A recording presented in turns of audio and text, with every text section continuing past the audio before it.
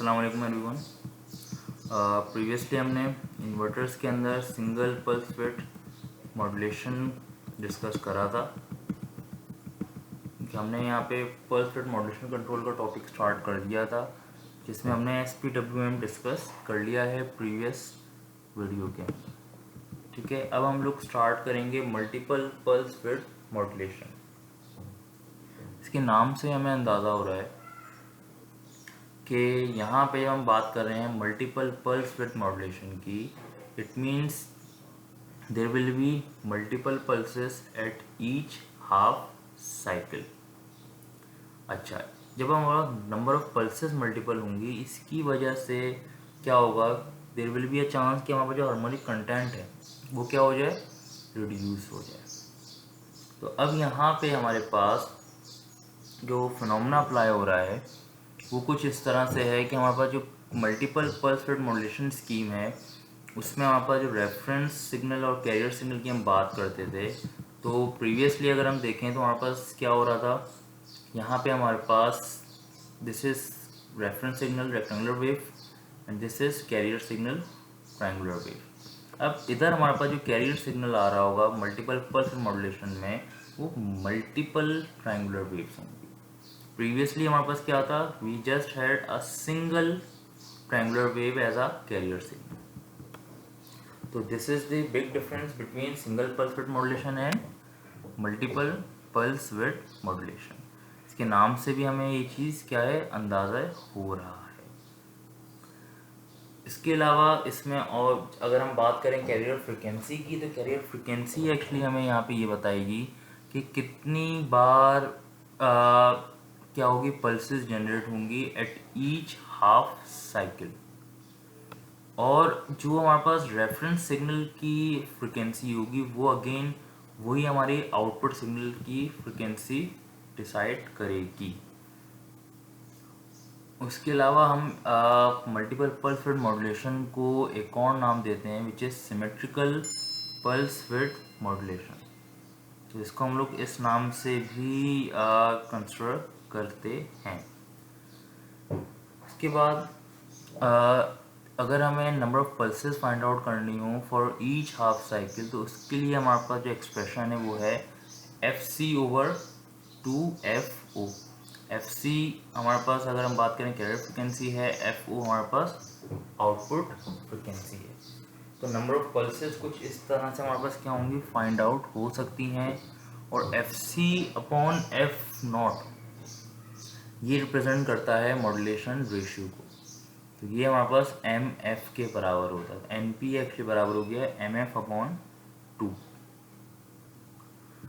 ठीक है, then actual जो हमारे पास वेव फॉर्म है उसकी तरफ आ जाते हैं।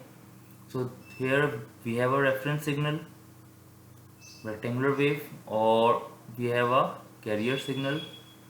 अब यहाँ पे अगर हम देखें तो पिछली बार हमारे पास कैरियर सिग्नल में एक सिंगल क्या थी, ट्रायंगुलर वेव थी, but this time we have multiple triangular waves. It means क्या होगा, ये मल्टीपल टाइम्स कट करेंगी आउटपुट, और उसकी ही वजह से हमारे पास क्या होगा, यहाँ पे आउटपुट जनरेट हो रहा होगा। इट मीन्स जब मैं इस पॉइंट पे आ रहा हूँ तो ये कॉमन एरिया आ रहा है। अब जैसे जैसे बढ़ेगा तो मल्टीपल एरियाज कॉमन आएंगे।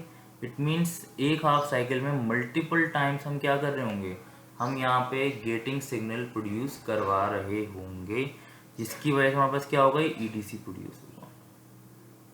सेम यही चीज़ हमारे पास नेगेटिव साइड पे भी प्रोड्यूस हो रही होगी।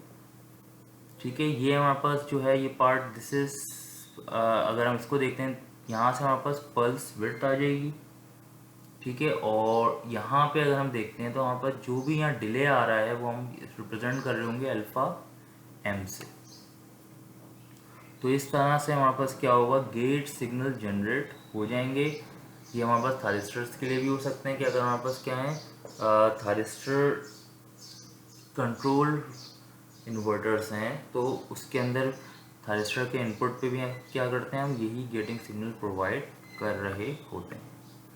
अब अगर इसके एक्सप्रेशन की हम बात करें तो लेट्स से अगर हमारे पास, क्योंकि P जो है वो विड्थ है एट फॉर ईच पल्स, तो अब हमारे पास जो RMS आउटपुट वोल्टेज ऑब्टेन होगा वो डिफाइन होगा कुछ इस तरह से, 2np/2 pi, previously it was 2/पाई, बट यहाँ पे 2np/2 है, पर जो np आ रहा है ना, ये np इस वजह से आ रहा है बिकॉज पिछली बार हमारे पास जो वेव फॉर्म थी उसमें एट ईच हाफ साइकिल एक ही पल्स क्या हो रही थी, जनरेट हो रही थी, बट दिस टाइम हमारे पास मल्टीपल पल्सेस जनरेट होंगी।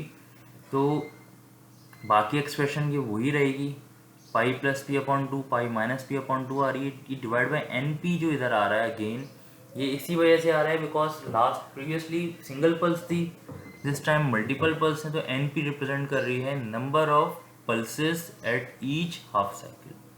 So here we have 2np/2 pi, then pi over np plus p/2, final limit or initial limit pi over np minus p/2, then edc square और फिर square root. इसको further solve करेंगे तो हमारे पास formulate कुछ इस तरह से होगा।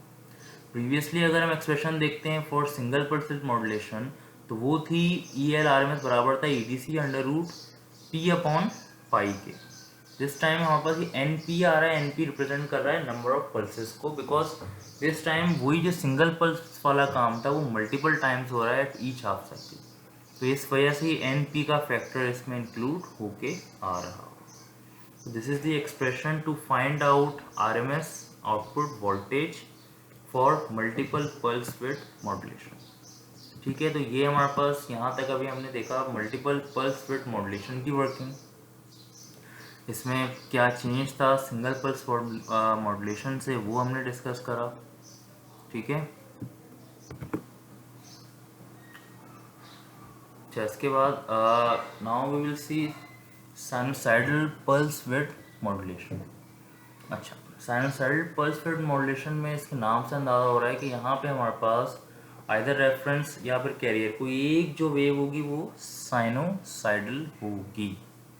अब यहाँ पे हमारे पास साइनोसाइडल पल्स विड्थ मॉड्यूलेशन का क्या ऐसा फ़ायदा होगा हमें, तो साइनोसाइडल पल्स विड्थ मॉड्यूलेशन से हमें एक जो प्लस पॉइंट मिलेगा वो ये कि प्रीवियसली हम जो भी काम कर रहे थे उसमें हमारे पास जो पल्स आ रही थी वो सेम विड्थ की आ रही थी, हर बार सेम एम्पलीट्यूड की पल्स प्रोड्यूस होके आ रही थी, सेम विड्थ की पल्स प्रोड्यूस होके आ रही थी। ठीक है, बिकॉज यहाँ पे हमारे पास ये वैल्यू क्या थी, रेफरेंस सिग्नल कांस्टेंट चल रहा था। अब जब हम लोग बात करेंगे साइनोसाइडल पल्स विड्थ मॉड्यूलेशन की, तो अब यहाँ पे हमारे पास हम क्या कर सकते हैं, हमारे पास ऑप्शन एक ये आ रहा है कि जो हम मल्टीपल पल्सेस जनरेट करवा रहे थे प्रीवियसली, दिस टाइम हम वही पल्सेस जनरेट करवा रहे होंगे, but now we can maintain the width of each pulse. किस तरह से, वो एक्चुअली वेरी करेगी with reference to sine wave, यानी कि हम यहाँ पे अगर देखें तो जो हमारे पास रेफरेंस सिग्नल होगा प्रीवियसली वो एक स्क्वायर वेव थी, दिस टाइम वो एक साइन वेव से रिप्रेजेंट कर जाएगा सॉरी, जिसकी वजह से हमारे पास क्या होगा कि आउटपुट के अक्रॉस जो हमारे पास डिफरेंट पल्सेस आएंगी एट ईच हाफ साइकिल, उनकी विड्थ क्या होगी, वो वेरी हो रही होगी। तो अब अगेन प्रोसेस वही पुराना होगा इस बार, क्या अब हमारे पास जो रेफरेंस सिग्नल है वो साइनोसाइडल आ गया, और क्या होगा, हम साइनोसाइडल वेव को अगेन ट्रायंगुलर कैरियर वेव से कंपेयर करेंगे और उसके हिसाब से क्या होगा, गेटिंग सिग्नल हमारे पास जनरेट हो रहा होगा। अब बात होती है अगर हम इन्वर्टर आउटपुट फ्रिक्वेंसी की, तो अगेन जो हमारा रेफरेंस सिग्नल की फ्रिक्वेंसी होगी that would be inverter output frequency. Then reference voltage जो होगा वो ही एक्चुअली क्या करेगा, हमारे पास मॉड्यूलेट इंडेक्स को कंट्रोल कर रहा होगा, और उसी रेफरेंस की ही वजह से हमारे पास क्या होगा, आउटपुट वोल्टेज चेंज हो रहा होगा। उसके अलावा नंबर ऑफ पल्सेस हमारे पास जो वो क्या होंगे, डायरेक्टली डिपेंड कर रही होंगी कैरियर की फ्रिक्वेंसी पे, बिकॉज जो हमारे पास ट्रायंगुलर वेव फॉर्म होगी उसकी जो भी फ्रिक्वेंसी होगी उतने ही नंबर ऑफ पल्सेस हमारे पास क्या होंगे, आउटपुट पे प्रोड्यूस होके आ रहे होंगे। देन अगर हम इसको RMS आउटपुट वोल्टेज इसका डिफाइन करना चाहें साइनोसाइडल पल्स विड्थ मॉड्यूलेशन का, तो वो हमारे पास होगा EL equal to EDC। Then हमारे पास यहाँ पे समीशन वाला पार्ट आ जाएगा और वो होगा हमारे पास PM upon pi, pulse width upon pi, और ओवरऑल हमारे पास यहाँ पे क्या आ जाएगा, रूट अप्लाई हो जाएगा। अब ज़रा इसका एक्चुअल वर्किंग देख लेते हैं वेवफॉर्म के थ्रू। तो this is our carrier signal. Carrier signal पहले भी यही था। फ़र्क ये आ रहा है कि इस बार हमारे पास जो रेफरेंस सिग्नल है वो हमारे पास हो गया है साइनोसाइडल। देख सकते हैं we have a sine wave here. अब जब साइन वेव आ गई है तो साइन वेव की वजह से क्या होगा कि हमारे पास गेट की अगर हम बात करें at each side of gate हमारे पास क्या होंगे, डिफरेंट सिग्नल डिफरेंट एम्पलीट्यूड के जनरेट होंगे। यहाँ देख सकते हैं हम कि अगर मैं इस पॉइंट से इस पॉइंट की अगर बात कर रहा हूँ तो इधर मेरे पास अगर देखें इनके इस नेगेटिव साइड की, तो यहाँ पे मेरे पास एक विड्थ आई, नेक्स्ट टाइम वही विड्थ चेंज हो गई, देन ये विड्थ चेंज हो गई। तो इसी तरह हमारे पास नेगेटिव साइड पे भी यही काम हो रहा होगा। This is for gate 1। Then जब हम गेट 4 की बात करेंगे उधर हम लोग देखते हैं, तो उधर हम लोग क्योंकि नेगेटिव सिग्नल फोकस कर रहे होंगे तो इसका जो कॉमन एरिया होगा वो आउटपुट पे आएगा, तो वो यहाँ पे नज़र आ रहा है। देख सकते हैं ये एरिया कॉमन था, ये आ गया, देन ये एरिया आ गया, उसके बाद ये पार्ट कॉमन था, ये पार्ट आ रहा है, ठीक है। देन सेम यही चीज़ नेगेटिव में हो रही है। और अगर आप नोट करें तो ये गेट 1 और गेट 4 पे जो सिग्नल्स आ रहे हैं वो एक दूसरे के अपोजिट हैं। जो पार्ट इधर आ रहा है वो गेट 4 पे सेकंड हाफ में आ रहा है, और जो पार्ट इधर सेकंड हाफ में गेट 1 के वो गेट 4 के फर्स्ट हाफ में आ रहा है।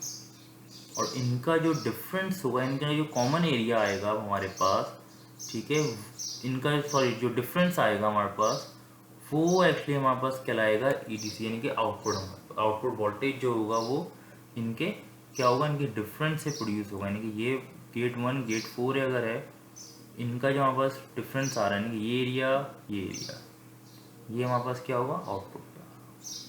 So this is how sinusoidal pulse width modulation can be done.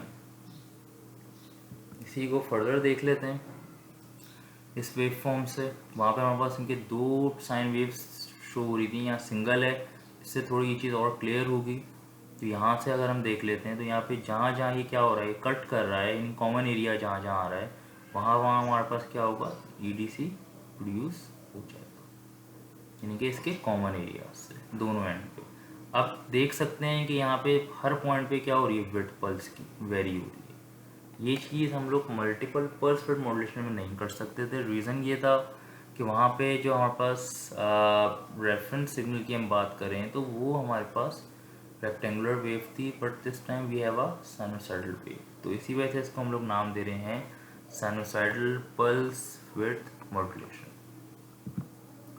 ठीक है। अच्छा, अब जब हम लोग पल्स विड्थ मॉड्यूलेशन की बात कर ली तो ये तो हमारे पास काम हो गया कि हम किस तरह कितनी एफिशिएंटली किसी भी इन्वर्टर के अंदर स्विचिंग परफॉर्म करवा सकते हैं। और पल्स विड्थ मॉड्यूलेशन को अगर देखा जाए तो it is considered to be most efficient method.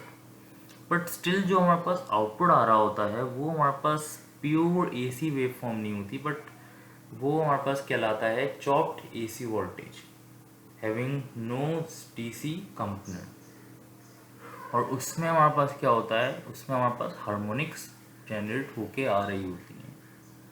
अच्छा, अब उन हार्मोनिक्स को रिमूव करना और इस चॉप्ड AC वोल्टेज को एक प्योर साइन वेव में कन्वर्ट करने के लिए we must have a low pass filter which could be made from LC।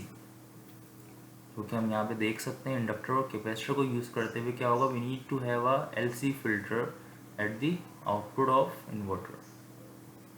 जब ये फिल्ट्रेशन के प्रोसेस से पास होगा then we can have a sinusoidal output। Applications की हम बात करते हैं तो हमारे पास जो जहाँ पे साइन वेव की बहुत ज़्यादा रिक्वायरमेंट है वहाँ पर UPS आ गई।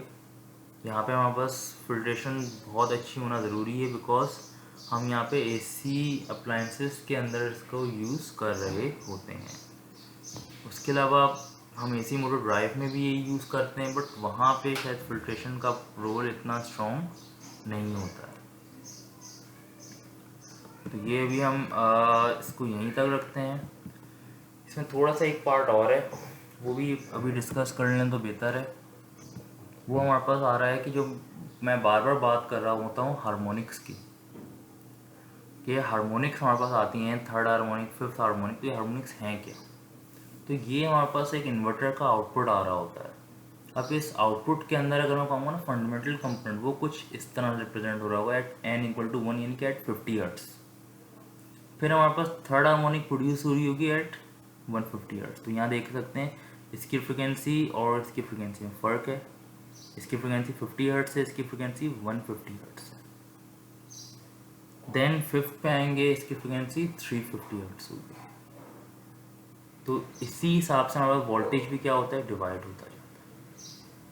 तो ये हमारे पास जो इन्वर्टर आउटपुट आता है उसके अंदर हार्मोनिक कंपोनेंट्स का ब्रेकअप दिया हुआ है कि ये फंडामेंटल है, then third harmonic and then fifth harmonic produce होके आ रही होती है। ठीक है, इस वीडियो को यहीं तक लिमिट रखते हैं। इसमें कोई भी कन्फ्यूजन हो, कोई भी क्वेश्चन हो, वो आप थ्रू ईमेल मुझसे पूछ सकते हैं। Thank you.